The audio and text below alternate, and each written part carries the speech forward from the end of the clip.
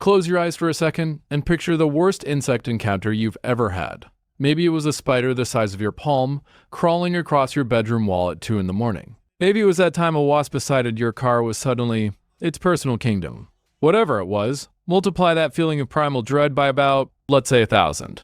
And then add the very real possibility that the creature in question is big enough to actually consider you food. Not because of venom or disease, but because it's physically massive enough to try. Welcome to the Carboniferous Period. Specifically, the late Carboniferous, about 315 to 300 million years ago, when insects reached their all-time maximum nightmare potential and the phrase, "it's more scared of you than you are of it," stopped being remotely true. This was a world where looking up was just as dangerous as looking down, where taking a simple walk could turn you into lunch for something with more legs than you have fingers, and where the forest floor was patrolled by arthropods that would make today's horror directors weep with envy. Now you might think, okay, but they're just bugs. So let's test that confidence. Imagine a millipede. Got it? Harmless. Slow. Maybe gross. Now imagine that millipede is 8.5 feet long, weighs 110 pounds, and leaves trackways wider than your shoulders. Still feeling brave? The Carboniferous Period, from about 359 to 299 million years ago, was Earth's ultimate experiment in asking, what if everything with an exoskeleton got absolutely enormous? And as we'll see, the answer was essentially base. Please no. But before we walk you through the lineup of horrors you could encounter on your ill-advised time travel field trip, we need to understand why all this happened in the first place. The late Carboniferous had a secret weapon: oxygen. Lots of oxygen. Today's atmosphere sits around $20 to $20 1% oxygen. The Carboniferous dialed that number up to a staggering 35%. That's the kind of boost you'd get from breathing pure oxygen in a Vegas oxygen bar, except this was everywhere, all the time, for millions of years. Because early forests were pumping out oxygen like factories, but the microbes needed to break down lignin. The tough tissue in wood hadn't evolved yet. So dead trees just piled up. For millions of years, those piles are now the coal seams we burn today. Every time you see a lump of coal, you're looking at the compressed remains of forests that nature simply didn't know how to recycle yet. But for arthropods, this was a golden ticket. Insects don't breathe with lungs, they rely on tracheae, tiny tubes that passively diffuse oxygen into their bodies. Works great when you're small, doesn't work great when you're huge, unless the air is practically enriched to Olympic athlete levels. With 35% oxygen, suddenly bigger bodies became not just possible, but evolutionarily advantageous. And evolution, never one to turn down an opportunity, said, let's see how far we can push this. Now let's talk about the world we're stepping into. The continents weren't arranged like today. North America and Europe were fused into Euramerica, sitting right at the equator. The regions where giant arthropods thrived were tropical, swampy, suffocatingly humid. Think Louisiana in August, except the trees are 150 feet tall, there's no AC, and nearly everything wants to eat you. Scale trees like Lepidodendron and Sigillaria dominated the skyline, shooting upward like biological skyscrapers. The forest floor was a tangle of ferns up to your waist, fallen logs and stagnant pools of water deep enough to hide predators you really didn't want to meet. Perfect habitat for giant arthropods. Very poor habitat for anyone who likes not dying. And here's a fun little problem for our hypothetical time traveler. That atmosphere with 35% oxygen, it wouldn't just make bugs big, it would make the environment wildly fire-prone. One spark, and whole forests went up like matchsticks. And breathing that oxygen-rich air for too long would cause oxidative stress. Think of your cells slowly rusting from the inside. Charming, right? But suppose you're wearing a fancy time travel suit with perfect atmospheric controls. You step out into a carboniferous clearing. The air is thick, humid, heavy with the scent of decay and wet earth. The sounds are alien. Soft rustlings, distant cracking branches, a steady chorus of chittering that seems to come from everywhere at once. You're about to discover why evolution eventually decided that maybe bugs should stay small after all. Let's start with the creature that made even paleontologists do a double take when they first calculated its size. Meet Arthropleura, a name that comes from ancient Greek meaning jointed ribs. A surprisingly gentle title for something that was basically a mobile nightmare factory. Picture this. You're moving through the Carboniferous undergrowth, watching your step, when the log in front of you suddenly starts to shift. Except, it's not a log. It's an arthropod. Specifically, Arthropleura, a creature that could reach at least 2 meters in length, that's 6 feet 7 inches, with some specimens possibly stretching beyond 2.5 meters, over 8 feet. But being a vegetarian doesn't make it any less alarming when a 110-pound armored millipede decides your presence is an inconvenience. It had mandibles and maxillae, mouthparts not built for hunting but absolutely capable of delivering a nasty defensive bite. And those tightly packed legs? They tell us Arthropleura was slow, meaning if you ever met one, it wouldn't run, it would just keep doing whatever it was doing while you backed away. And the best part? These creatures roamed across what is now Europe and North America, dominating swampy forests. They were everywhere. Their trackways, fossilized footprints, stretch more than 50 centimeters, about 20 inches across. You'd see one coming from far away, and your only real strategy would be choosing a new path and hoping it wasn't curious about you. Still, as terrifying as Arthropleura was, it had one saving grace. It was mostly harmless to anything human-sized. It would ignore you, probably. Maybe. Unless you startled it or stepped on it, which given its size would be pretty difficult to do by accident. Unfortunately, the Carboniferous did not stop there. Let's move from the ground to the air, where things somehow get worse. Much worse. Modern dragonflies are already unsettling if you think about them for more than 2 seconds. Aerial predators with wild maneuverability, compound eyes that track motion with unnerving precision, and a hunting success rate that would make apex predators jealous. They're basically the fighter jets of the insect world if fighter jets could hover, fly backward, and had jaws. Now imagine all of that, but scaled up to a wingspan of 65 to 75 centimeters, about 2.1–2.5 feet. Meet Meganeura, whose name means large veins, a nod to the intricate roadmap of veins sprawling across its wings. To really appreciate how absurd that is, Meganeura's wingspan matched that of a crow or a small hawk. A dragonfly, the size of a hawk, flying. Directly at you. Hope it doesn't kill me for spelling its name wrong. But surely something that big would be slow and clumsy, right? Wrong. Spectacularly wrong. Fossils suggest Meganeura was a fast, aggressive aerial predator, capable of flying over 30 kilometers per hour, around 18.6 miles per hour. Maybe that doesn't sound fast until you remember that most humans can't sprint that quickly, and this thing did it while airborne, with 360-degree vision in a world where you're already trying to avoid 8-foot millipedes. Not to worry though, it's not like they hunted big prey or anything. Oh wait. Meganeura and its relatives were hawker predators, patrolling above rivers and lakes and even the forest canopy, catching large flying prey. Their tibiae and tarsi had spines that acted like a built-in flying trap, snapping shut around anything unfortunate enough to wander into range. Let me paint the picture. Meganeura had incredible visual acuity, eyes likely enlarged relative to its body, giving it binocular vision sharp enough to track the slightest movement. It would patrol high above the canopy or skim over water, using that vantage point to spot prey below. Once it locked on, it dove, fast. And because of a feature called thoracic skew, its thorax was angled so its wings and legs were positioned forward. This meant it could grab prey directly in front of it while still flying. Essentially, it was a flying bear trap armed with wings. And what exactly were they catching? Large Paleodictyoptera, other flying insects in the ecosystem? And these weren't tiny bugs. Some had wingspans of 30 to 40 centimeters. Meganeura was hunting prey half its own size, mid-air, at high speed, like it was nothing. Could Meganeura take down something human-sized? Probably not. The biomechanics don't support it. Meganeura weighed only around 450 grams, about a pound. But let's be honest, you wouldn't be thinking about biomechanics when a 2-foot dragonfly is dive-bombing toward your head at 18 miles per hour. And here's the part that should keep you awake.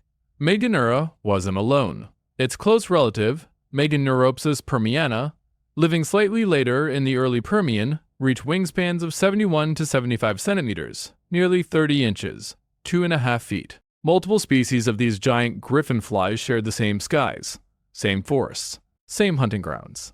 Imagine looking up in the Carboniferous and seeing not one but dozens of these aerial nightmares cruising through the canopy, the air constantly buzzing with wings far too large for any insect, the clicking of mouthparts, and every now and then the chaos of 2 giants slamming into each other mid-air in a territorial dogfight. Yes, actual dogfights. Observers describe males engaging in aerial combat over mates and territory. Picture that. 2-foot-long dragonfly things twisting around each other in the sky, compound eyes tracking every move, spine legs ready to grapple like airborne predators in a prehistoric dogfight. So maybe you think, okay, avoid the water, avoid the trees, avoid the sky, maybe things will calm down. Nope.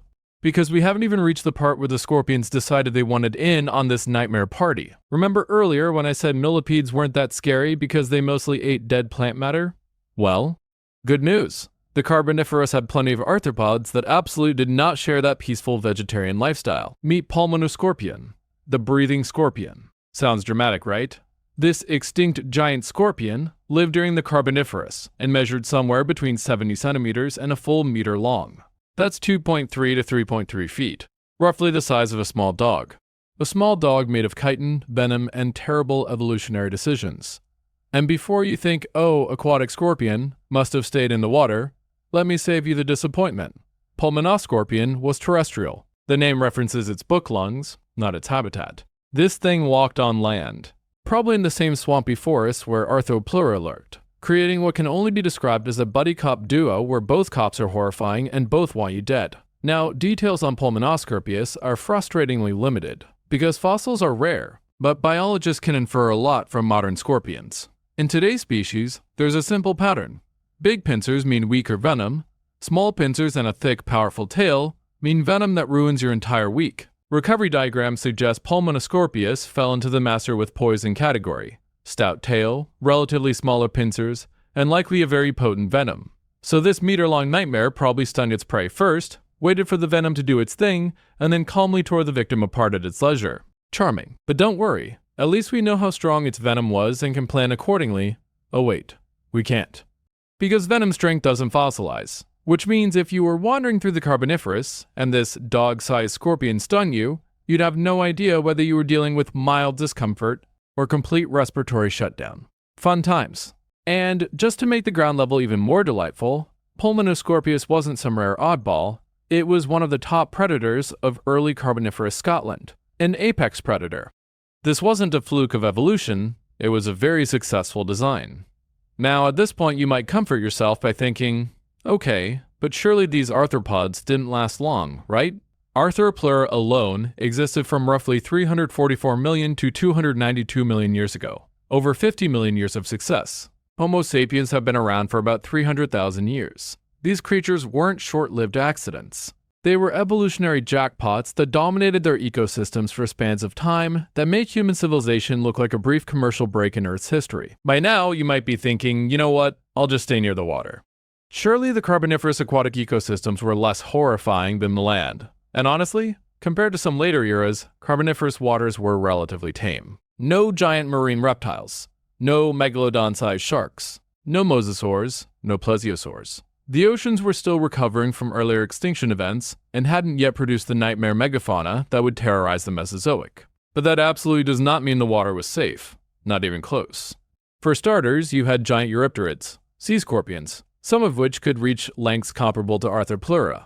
The legendary Yachelopterus from the Devonian hit around 2.5 meters, an aquatic monster perfectly suited to environments that supported enormous body sizes. While most eurypterids were gone by the late Carboniferous, enough smaller species lingered to make every dip in the water a very calculated risk. Then there were the early amphibians. And these weren't cute little frog ancestors. These were predators. Apex-level predators that stretched over 2 meters long, with skulls the size of suitcases and a lifestyle ripped straight from the crocodile playbook. They waited in the murky swamp water, still as statues, until something wandered too close, and then it was over. And here's the twist that makes everything even more ridiculous. All these giant arthropods depended on the Carboniferous atmosphere. Those sky-high oxygen levels? That's what allowed insects to grow to these insane sizes. Drop them into our modern 20% oxygen air, and they'd likely experience hypoxia. They'd suffocate. But you're not in our world. You're in theirs. And in their oxygen-rich environment, these creatures weren't struggling, they were thriving. Now that we've toured the individual horrors, let's talk about how they all fit together, because that's where things go from frightening to truly nightmarish. The late Carboniferous forest wasn't just home to giant arthropods. It was an entire ecosystem built around them. For most of Arthropleura's reign, tetrapods, the four-limbed ancestors of amphibians, reptiles, and mammals, were only just starting to get large enough to compete with the invertebrates that had dominated since the Devonian. Let that sink in. For most of the Carboniferous, the biggest land animals weren't vertebrates at all. They were bugs. Giant, armored, multi-legged bugs. The food web looked nothing like what we have today. At the bottom were detritivores like Arthropleura, slowly grinding through the endless carpet of dead plant material. Above them, smaller predatory insects and arthropods hunted even smaller prey. And above them, you had the aerial hunters, like Meganeura, and the terrestrial predators, like Pulmonoscorpius. But here's the truly alien part. The size gradients were all wrong by modern standards. Today, your biggest animals are usually herbivores: elephants, whales, sauropods. Predators tend to be smaller and rely on speed, teamwork, or strategy. A full-grown Meganeura didn't have much to be afraid of. With a 30-centimeter wingspan and the speed to escape ground threats, it basically ruled the air. Arthropleura, wrapped in armored plating and weighing around 110 pounds, was a moving fortress. Something nothing could flip, nothing could easily crack, and nothing was eager to challenge. And here's a twist. For years, Arthropleura's massive size was blamed on peak atmospheric oxygen. But the new Howick Bay fossil predates that oxygen peak, meaning oxygen wasn't the only driver. So what else supercharged arthropod gigantism? One idea: food. Lots of it. The Carboniferous forests were absurdly productive. Dead plant material piled up faster than it could decompose. For a detritivore like Arthropleura, that was basically an endless buffet. Another idea: no aerial vertebrate predators.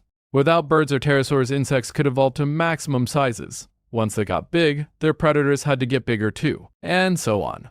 A biological arms race of grow larger or die trying. A feedback loop of pure nightmare fuel. The end result was an ecosystem that would look completely alien to modern eyes. Picture yourself standing at the edge of a carboniferous clearing. Scale trees tower above you like living skyscrapers. The ground is a maze of ferns, roots, and fallen logs. The air is thick, humid, heavy, saturated with the smell of decay. And then the sounds start. The steady rustling of Arthropleura pushing through undergrowth, hundreds of legs clicking softly against leaf litter. The deep vibrating buzz of Meganeura wings slicing the air overhead. A sudden splash from the swamp as a giant amphibian claimed something unlucky. And beneath everything, a constant chorus of chittering, scraping, and movement that never stops. You'd be surrounded. Arthropods of every size, from merely unsettling to absolutely monstrous, all going about their lives with total indifference to your existence. Because in their world, you're not a threat. You're not even interesting. You're just another moving obstacle in a forest built for creatures that never imagined you would exist. So how did this nightmare finally end? Something had to shut down the age of giant bugs, right? Because if it hadn't, we'd still be swatting dog-sized millipedes and ducking hawk-sized dragonflies on our way to work. The answer is both simple and messy. The same forces that end most grand biological experiments: climate change and mass extinction. Arthropleura and its mega-arthropod companions met their downfall during the Carboniferous rainforest collapse, a major climate shift that began around 305 million years ago, and peaked roughly 10 million years later. Here's the short version. Glaciations kicked in, sea levels dropped, and the once humid climate began to dry out. Those enormous swamp forests, the ones that produced the coal we burn today, started to disappear. They were replaced by drier, more seasonal environments that simply couldn't support the same biomass. For creatures like Arthropleura, which relied on humid forests and mountains of dead plant material, this was catastrophic. High oxygen levels had helped them survive and grow enormous, yes, but so had the lack of competition. Once the forest shrank and new competitors appeared, their ecological safety net unraveled. Now here's where we come full circle to something darkly amusing. Remember when I told you to picture the worst bug encounter you've ever had? Well, now you should be grateful. Intensely, deeply grateful that you live in the 21st century and not the late Carboniferous. Because here's the reality. The largest living dragonfly today is the helicopter damselfly with a wingspan of about 19 centimeters, 7.5 inches. That makes Meganeura nearly 4 times larger than anything we see now. The biggest millipede alive is the African giant millipede at around 38 centimeters, barely 1/6 the size of Arthropleura. We live in an age of insect toddlers. And thank goodness for that, because the alternative was, well, everything we've just walked through. And here's the fun twist. All those coal deposits we burn for energy, the ones formed from carboniferous plants that never decomposed, we are literally burning the compressed remains of the forests where these nightmare creatures lived. Every time you flip on a light powered by coal, you're tapping into ancient solar energy that once fueled an ecosystem dominated by car-sized millipedes and hawk-sized dragonflies. There's a strange poetry to that. We're using the fossilized world of the giants to fuel ours, a world where the bugs are blissfully small and we are the apex predators.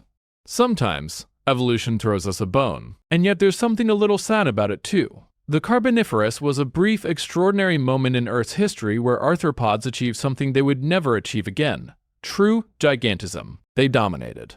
They thrived. They were the largest land animals for tens of millions of years. But in the end, they lost. Climate shifted, oxygen dropped, competitors rose, and the age of giant bugs faded away. Not with a dramatic extinction event, but with a slow, steady decline. So the next time a spider scurries across your floor, or a dragonfly zips past you at a pond, take a second to appreciate how small they are. Because 300 million years ago, their ancestors were the stuff of nightmares. They ruled forests that were humid, oxygen-rich, and utterly hostile to anything that couldn't grow an exoskeleton and figure out how to coordinate more than 4 legs. And if you ever find yourself complaining about bugs, remember, it could be so much worse. You could be in the late Carboniferous, surrounded by 8-foot millipedes, dodging 2-foot dragonflies, and trying very hard not to step on a meter-long scorpion. Sleep well, knowing those days are long behind us. The bugs stayed small, the vertebrates won. And the worst thing a millipede can do now is be mildly gross. Although, given the pace of modern climate change and our enthusiasm for pumping those ancient carbon deposits back into the atmosphere, who knows? Maybe in a few million years, evolution will give gigantism another try.